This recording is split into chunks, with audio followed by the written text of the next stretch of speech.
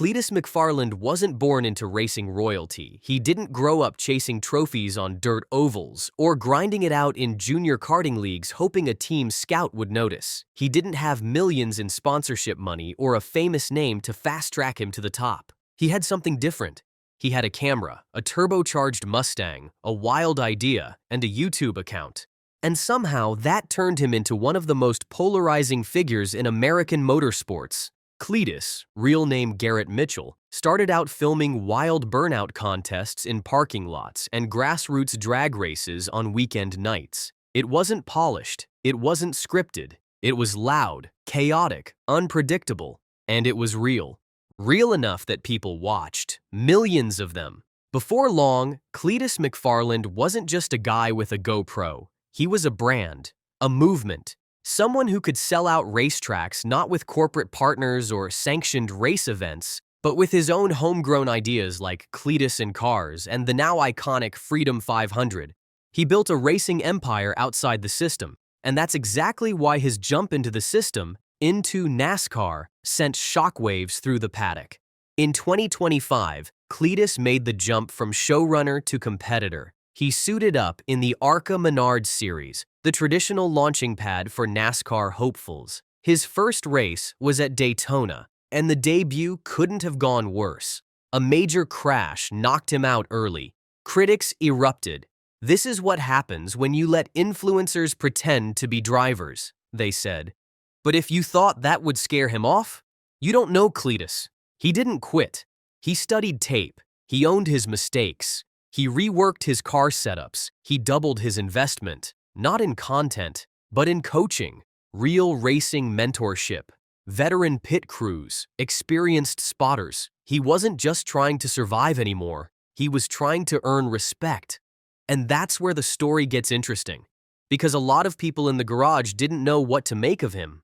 Kenny Wallace, NASCAR veteran and no-nonsense truth-teller, lit into Cletus after his debut, pointing out safety issues and what he called rookie recklessness. It wasn't mean-spirited, it was raw and real. You don't just show up and make it up as you go. This isn't content, this is competition. Lives are on the line. And Wallace wasn't wrong. But here's the twist. Cletus didn't fire back. He didn't get defensive. He took the criticism, processed it, and started making calls. Calls to people like Greg Biffle, who became a quiet mentor behind the scenes. People like Kevin Harvick, who gave it to him straight on his podcast. "You've got the spotlight," Harvick said, "but now you've got to earn your place under it." It's a sentiment that cuts deeper than it seems, because in NASCAR, respect isn't handed out. It's earned in inches, in pit decisions, in drafting lanes, in surviving the chaos without being the cause of it. That's what makes what happened next so significant. In race after race, Talladega, Charlotte, Kansas, Cletus didn't just stay out of trouble. He improved. He started making better decisions, holding his line, letting the race come to him. And he finished, clean, respectable. And in Kansas, he ran one of the smartest races of his career. No contact, no panic, no crashes, just quiet, patient racecraft. He didn't finish in the top 5, but that day, the paddock started to look at him differently. The kid wasn't a stunt anymore. He was a student of the game. But this is bigger than one guy trying to make it in ARCA. Cletus McFarland represents something much larger, a culture clash between two worlds that have always sat just outside each other's reach. On one side, traditional motorsports, built on legacy, sacrifice, blood, sweat, and 3-day weekends at small-town tracks, hoping for a shot. On the other side, digital-first entertainment, built on reach, charisma, stories that explode online and blur the line between fan and celebrity. In Cletus, those two worlds collided, and not everyone is happy about it. Some drivers feel like he's skipping the line, that his fan base got him a ride others have worked years to earn, that his name on a race entry is more about YouTube views than racing pedigree. But others, especially the ones who've talked to him, worked with him, or watched him study in silence behind the pit wall, are starting to see something else. He's doing the work. In between uploads, live streams, and appearances, Cletus is in the sim.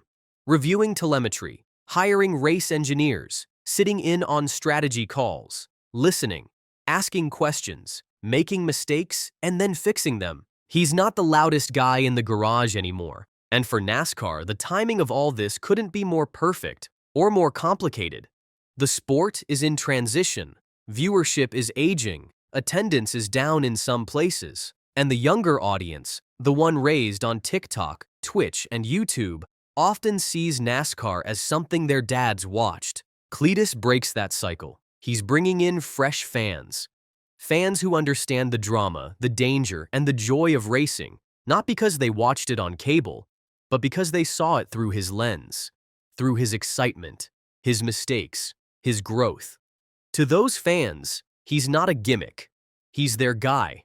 And that presents NASCAR with a choice: gatekeep him or grow with him. Because Cletus McFarland is proving that the path to professional motorsports might not be one-size-fits-all anymore. That passion, persistence, and digital savvy might carry just as much weight as junior karting trophies or racing school resumes. That doesn't mean it's easy or that it should be, but it means it's possible. And that possibility is exciting and threatening, depending on who you ask. If he continues to progress, to finish clean, avoid mistakes, and show real racecraft, then the conversation will change. He won't just be the YouTuber in a race car. He'll be the guy who cracked the code, the guy who showed millions of new fans what racing looks like from the inside. That's a bridge no one else has successfully built, at least not like this. So what's next? More ARCA races, more seat time, more training. Cletus has already begun adding full-time staff to his team, including former Cup mechanics and engineers. He's attending more closed-door pre-race meetings, running sim laps with higher-tier drivers, laying the groundwork for something bigger. He's hinted that trucks could be in his future, maybe even Xfinity. The dream? A Cup Series wildcard entry at a superspeedway. But for now, he's focused on the grind, not the glamour. That's how you know it's real. This isn't just a social experiment anymore. It's not a weekend stunt. It's a story, a real one, with bruises, blown tires, broken spoilers, and maybe, just maybe, a finish line he never saw coming. Cletus McFarland is changing the game, lap by lap. And whether you're cheering or booing, he's giving you a reason to care. And in racing, that might just be the most valuable fuel of all. So now, it's your turn. Does Cletus McFarland belong in NASCAR, or is this still a burnout waiting to happen? Can social media and serious motorsport coexist? Or is the culture clash too steep to bridge? And what happens if he actually wins? Drop your thoughts in the comments below, smash that like button, subscribe for more breakdowns like this, and make sure you're following us, because Cletus isn't slowing down. He's just getting started, and the next chapter might just be historic.